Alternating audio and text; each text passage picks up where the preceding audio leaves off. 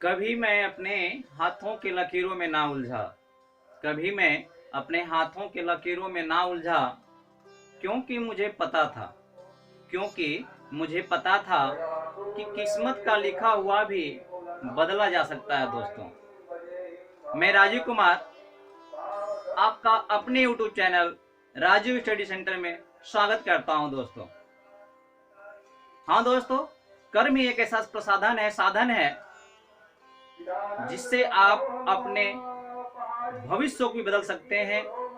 यदि भविष्य में कुछ मिलना है तो उसका रास्ता कर्म ही है दोस्तों। तो आप वीडियो को बिना स्किप किए हुए पूरा देखा करें। आज मैं आपको एनसीईआरटी क्लास 12 का पार्ट 1 रिलेशन एंड फंक्शन को आगे पढ़ाऊंगा। दोस्तों, हमने पिछला भाग में पढ़ा था कि संबंध क्या होता है, रिलेशन क्या होता है समुच्चय के अंतर्गत।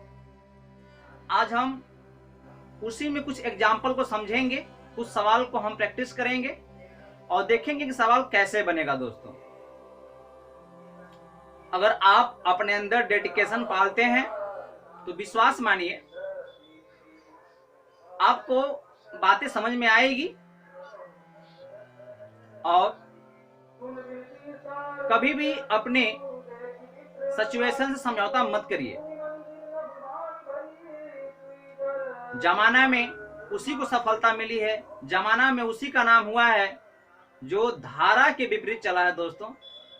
तो आइए हम सवाल को पढ़ते हैं। अगर आप नए व्यूअर हैं तो अपने दोस्तों में वीडियो को शेयर भी करें और चैनल को सब्सक्राइब कर लें, बेल आइकन के बटन को दबा लें, जिससे हमारा भविष्य में जो भी वीडियो अपलोड हो तो आपके पास पहुंच जाए।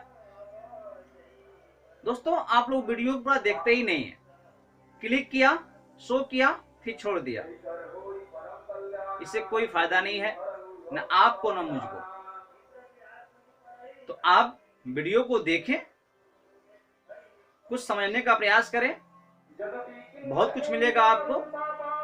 तो आइए हम शुरू करते हैं बिना किसी लाग लपेट के। तो आप देख पा रहे हैं बोर्ड पर कुछ प्रश्न लिखा गया है। यह समुच्चय संबंधी है दोस्तों। दोस्तों, आपको पीछे से कुछ आवाजें आ रही होंगी, तो ये बगल में ही कुछ फंक्शन है, वहां से आ रही है, तो इसके लिए माफी चाहता हूं। देखिए दोस्तों, हम लोगों ने रिलेशन में क्या पढ़ा था वीडियो नंबर 2 में। ये 3 वीडियो है, डे 3 है। अगर आप नहीं देखे हैं तो पीछे जाकर देख लीजिए, तो आपको आइडिया हो जाएगा हमने क्या पढ़ाया था। तो रिलेशन में बताया था हमने कि दो समुच्चय हैं और दो समुच्चय के बीच अधिक कोई संबंध शो होता है। दोनों समुच्चय के जो अवयव हैं, जो एलिमेंट हैं, जैसे ये समुच्चय है ए, समुच्चय है बी, दोनों समुच्चय के एलिमेंटों में अगर कुछ भी शो होता है संबंध, तो उसे लिखने का ढंग क्या होता है? देखिए, ऐसे होता है। मतलब ए के अवयव और फिर बी के अवयव, जिनके बीच संबंध कोई ना कोई शो हो रहा है दोस्तों, छोटे कोष्ठ में बंद कर लिया करते हैं। अगर फिर और कोई संबंध है सेकेंड मेंबर का किसी अन्य मेंबर के साथ बी के, तो ऐसे लिखते हैं, ऐसे लिखते हैं दोस्तों। तो आप ध्यान देंगे तो क्या पाएंगे कि ये भी एक समुच्चय ही हुआ, क्योंकि संबंध ए डब्ल्यू में बन रहा है, बी वाई में बन रहा है, सी जेड में बन रहा है। ऐसे और भी संबंध बन सकते हैं। क्योंकि संबंध को शो करने के लिए हम आर का प्रयोग करते हैं, आर मतलब रिलेशन, संबंध। तो ये समुच्चय जैसा ही होता है। और समुच्चय के अंदर छोटे कोष्ठ हैं, जो पूरा पूरा छोटा कोष्ठ है ये पूरा पूरा एलिमेंट है। जब भी किसी संबंध का एलिमेंट पूछा जाए, किसी संबंध का अवयव पूछा जाए, तो आप ए को या डब्ल्यू को नहीं देंगे, दोनों को साथ में देंगे। मतलब अगर पूछूं मैं कि R1 का एलिमेंट बताइए कोई, तो आप क्या बताएंगे? आप बताएंगे ए कामा डब्ल्यू, ना कि ए, ना कि ए और ना डब्ल्यू। मतलब यह आपका सही है, ये आपका सही है। AW element of R1। लेकिन यदि आप ऐसा करते हैं तो ये गलत हो जाएगा दोस्तों, ये बात को ध्यान दीजिएगा। ठीक है, चलिए तो आइए हम देखते हैं सवाल है क्या। सवाल पाते हैं। समुच्चय A है जिसमें element A B C D है। समुच्चय B है जिसके element W X Y Z हैं। आपको बताना क्या है, तो कौन समुच्चय A से B में एक संबंध है, कारण सहित लिखिए। मतलब जो यहाँ दिया हुआ है A B C D, ये जो दिया हुआ है यह इन दोनों के बीच एक संबंध बनाकर लिखा हुआ है। आपको बताना है कि इन चारों में से कोई संबंध है, यदि है तो क्यों है, अगर नहीं है तो क्यों है, ये बताना है आपको। तो इससे क्लियर आपका हो जाएगा कि संबंध कैसे हम लिखेंगे, कैसे हम बनाएंगे। तो मैं पूरा प्रयास कर रहा हूं कि ये संबंध आपको समझ में आ जाए। एग्जाम्पल के थ्रू, पीछे एक्सप्रेशन के थ्रू हमने समझाने का प्रयास किया है दोस्तों। थोड़ा सा ये गणनात्मक नहीं विवेचनात्मक टॉपिक है, थोड़ा ध्यान दीजिएगा। पहला संबंध दिया है A और B में AW BY CZ। हाँ दोस्तों, हम देख रहे हैं कि A जो है समुच्चय A का एलिमेंट है और W समुच्चय B का एलिमेंट है। तो A के एलिमेंट कामा B का एलिमेंट देख सकते हैं। तो दोनों मेंबर हैं तो कोई ना कोई संबंध हो सकता है, हो सकता है। इसलिए ये क्या है, सही है। ऐसा ये भी है और ऐसा ये भी है। मतलब पूरा R1 जो है एक संबंध को शो करता है। मतलब A के एलिमेंट कामा B के एलिमेंट, फिर A के एलिमेंट कामा B के एलिमेंट, फिर A के एलिमेंट कामा B के एलिमेंट। जो तरीका है वैसे दिया है, मतलब संबंध शो हो रहा है। क्लियर नहीं है कौन संबंध, लेकिन संबंध शो कैन भी, हो सकता है। जब हो सकता है तो ये क्या है, यह एक संबंध है। क्या है यह, A से B में एक संबंध है। मतलब इसको आप कह सकते हैं, क्या कह सकते हैं इसको कह सकते हैं कि जो R1 है दोस्तों, यह क्या है, यह A क्रॉस B का उप समुच्चय है। मतलब कहने का कि A क्रॉस B क्या होता है, तो A और B के बीच जितने संबंध बन सकते हैं मैक्सिमम, उन सबका ये प्रतीक है A क्रॉस B। मतलब A और B के बीच जितने संबंध बन सकते हैं उन सभी का ये समुच्चय होता है।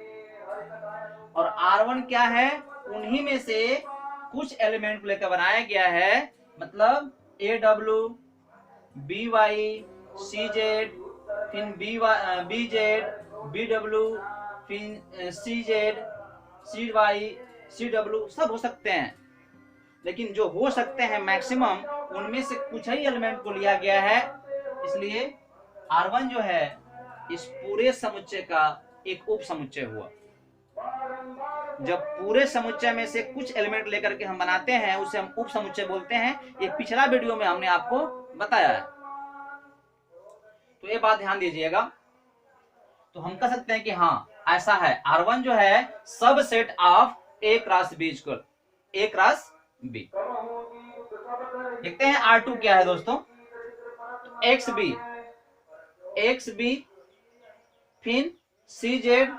देखिए दोस्तों, इसमें क्या किया है, पहले B का एलिमेंट फिर X का एलिमेंट, फिर क्या है, फिर पहले A का एलिमेंट फिर B का एलिमेंट। आप देख रहे हैं कि क्या है, यह जो है एक संबंध को शो नहीं कर रहा है, क्योंकि पहले A का तब B का होना चाहिए। क्यों, A से B में संबंध पूछ रहा है। A से B में तो A पहले होगा और B बाद में, मतलब A पहले होगा B बाद में होगा। तो यहाँ पे ऐसा नहीं है दोस्तों, कहीं है और यहाँ पे नहीं है, फिर यहाँ है यहाँ पे नहीं है। तो हम क्या करेंगे दोस्तों, यहाँ कहेंगे पूरा पूरा जो R2 है वह सब सेट नहीं है A क्रॉस B। मतलब कहने का कि यह संबंध नहीं है, यह संबंध नहीं है दोस्तों। ऐसे ही R3 को हम देखते हैं। R3 क्या कहता है, कि जो दिया हुआ एलिमेंट है क्या ये संबंध कोई शो कर रहा है। ठीक है, तुलना करते हैं तो देखिए ए डब्ल्यू, ए और डब्ल्यू ठीक है, ए एक्स ए भी ठीक है, बी डी डब्ल्यू ए भी ठीक है, सी वाई ठीक है, और बी वाई ये भी ठीक है। आपको ज्यादा दिमाग नहीं लगाना, बस देखना है कि पहले ए के एलिमेंट फिर बाद में बी के एलिमेंट। जरूरी नहीं है कि अलग अलग हो सकता है ए के एक ही एलिमेंट है और बी के सभी एलिमेंट है, या ए के अलग अलग एलिमेंट आ रहा है और कोई बी के एक ही एलिमेंट लेकिन अपने स्थान पर है बाएं दाएं साइड। ये बात ध्यान दीजिए, जैसे यहाँ पे है ए ठीक है और बी वाला डब्ल्यू एक्स, फिर यहाँ देखिए वाई वाई, यहाँ सी और बी। तो इससे घबराना नहीं है, बस देखना है किसका स्टैंडर्ड पोजीशन है कि नहीं। ठीक है, तो R3 क्या, जो R3 हुआ यह जो हुआ सबसेट हुआ, यानी कोई संबंध हुआ, ये कोई संबंध है ए और बी के बीच। ठीक है, R4 देखते हैं दोस्तों, ए डब्ल्यू एक्स, देखिए उल्टा हो गया, यहाँ पे ए डब्ल्यू है लेकिन यहाँ पे बी का एलिमेंट पहले आ गया और बाद में ए का एलिमेंट आया, तो फिर क्रम उल्टा हो गया, ये संबंध शो नहीं हो पाएगा ए का बी से। तो फिर हम क्या करेंगे कि जो R4 है यह not subset A cross B दोस्तों। तो आपको समझ में आ गया होगा। तो चलिए हम आगे कुछ और प्रश्न देखते हैं। आइए देखते हैं इस प्रश्न को। ये प्रश्न क्या कहता है, यह कोई संबंध शो किया गया है, किसी मतलब कोई समुच्चय होगा ए बी जिसके एलिमेंट भी स्मॉल ए स्मॉल बी होंगे, या कोई समुच्चय ए होगा और ए के ही एलिमेंट ए होंगे और ए के एलिमेंट ही बी होंगे, यदि समुच्चय एक ही है तो संबंध ऐसा भी होता है। तो आइए हम देखते हैं संबंध क्या है। थोड़ा इस सवाल को ध्यान से देखिएगा, इसमें बहुत कुछ क्लियर होगा, और यहाँ पे क्लियर यदि हो गया तो आपको बहुत ही कॉन्सेप्ट समझ में आने लगेगी। आइए देखते हैं।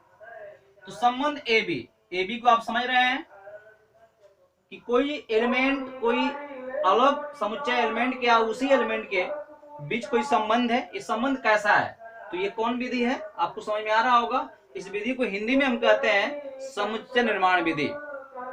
तो इसमें इसका मतलब हमने समझाया था कि यह एलिमेंट ए कामा बी एक संबंध है सच दैट, हिंदी में जहां की ए और बी क्या है, जो इसमें ए बी प्रयोग किया गया है संबंध में, वह ए बी क्या है, तो वह ए बी जो है बिलोंग टू नेचुरल, मतलब प्रकृत संख्या है। एन का मतलब क्या है, यहाँ पे नेचुरल है। नेचुरल मतलब होता है प्रकृति संख्या। अब प्रकृति संख्या क्या है, तो आपको पता होना चाहिए 1 2 3 4 5 ऐसे जो धनात्मक पूर्णांक है उसी को हम प्राकृत संख्या बोलते हैं।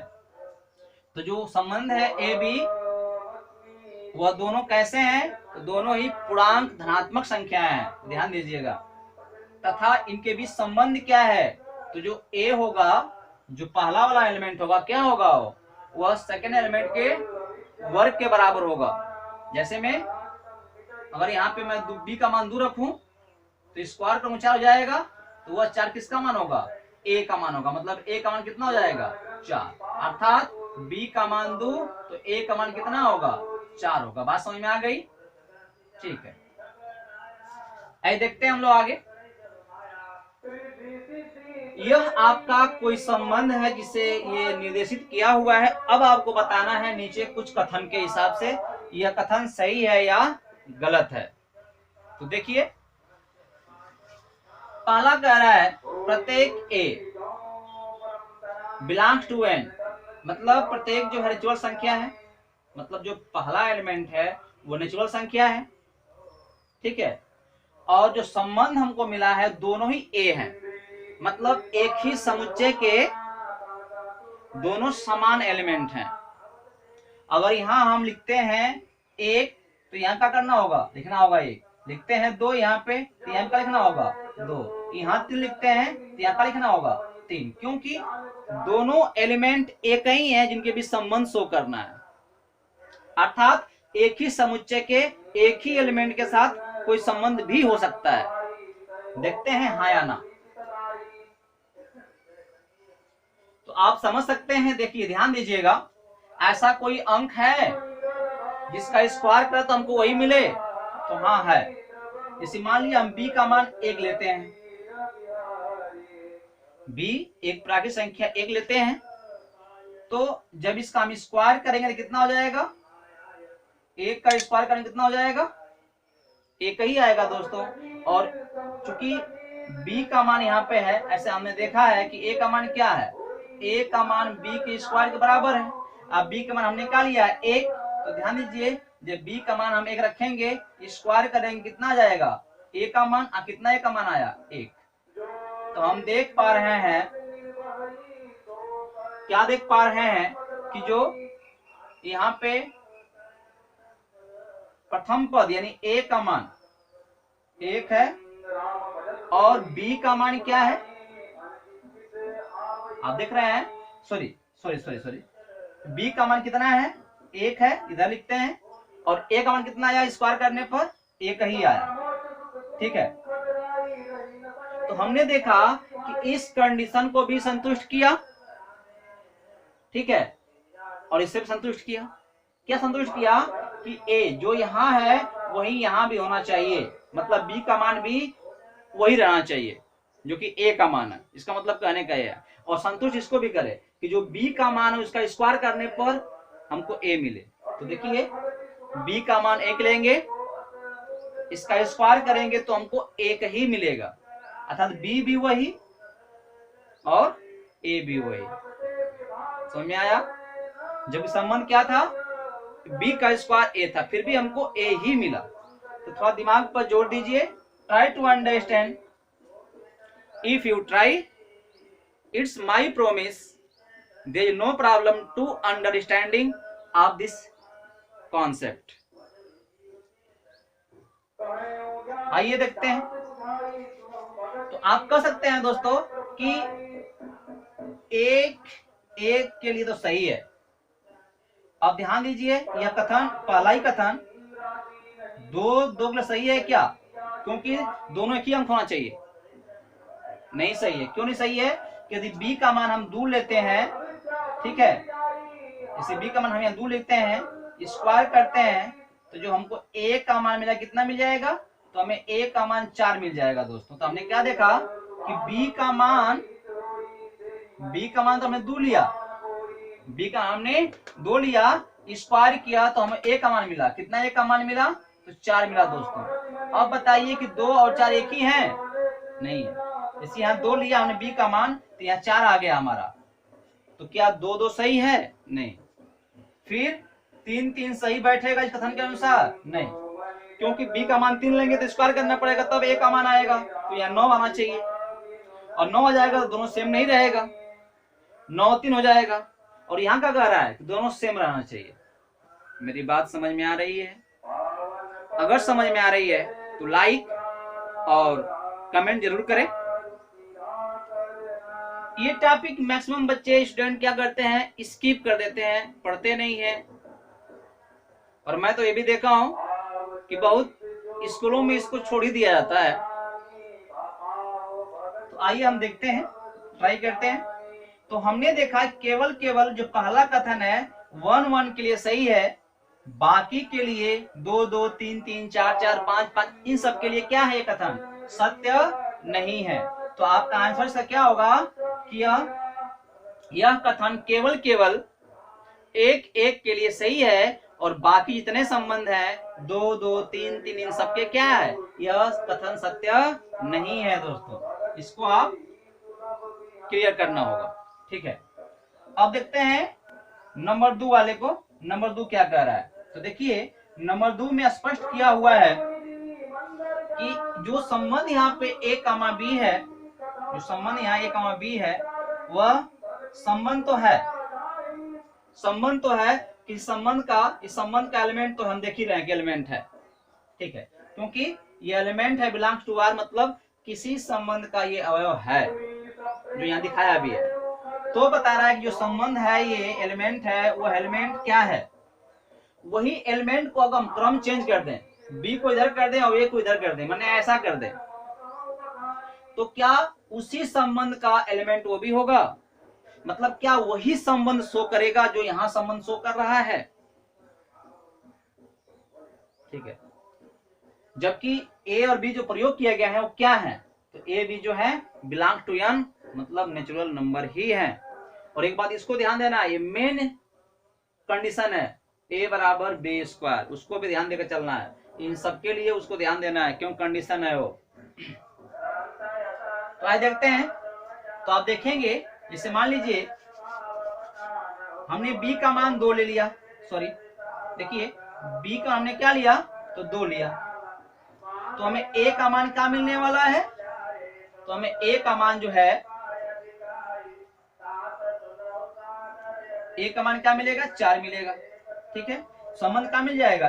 4 2। ठीक है, ऐसे ही अगर मानते हैं b का मान 1 लेते हैं, तो a का मान क्या मिलेगा? हमको स्क्वायर करना पड़ेगा b का, तो a का मिल जाएगा, तो 1 ही मिलेगा। तो क्या मिला हमको?